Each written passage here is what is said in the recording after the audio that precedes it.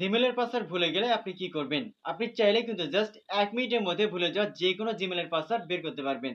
চলুন আমি কথা না বাড়িয়ে সেই প্রসেসটা দেখিয়ে দিচ্ছি। তো ফার্স্টে আপনার ফোনের ক্রোম ব্রাউজার ওপেন করবেন, দেন উপরের দিকে ডান কর্নারে 3 ডট অপশনে ক্লিক করবেন। এরপরে সেটিংসের একটা অপশন থাকবে, আপনি সেটিংসে ক্লিক করবেন। তারপর এরকম একটা ইন্টারফেস শো করবে, এর মধ্যে দেখবেন গুগল পাসওয়ার্ড ম্যানেজার নামের একটা অপশন আছে, আপনি এখানে ক্লিক করবেন।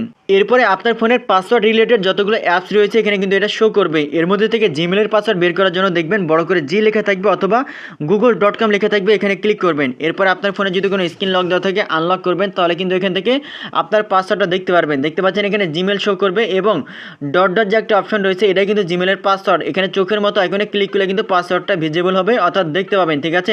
তাদের প্রাইভেসির জন্য কিন্তু এটা হাইড করে রাখা হয়েছে, বাট আপনি চোখের মতো আইকনে ক্লিক করে কিন্তু চেক করে দেখে নিতে পারবেন।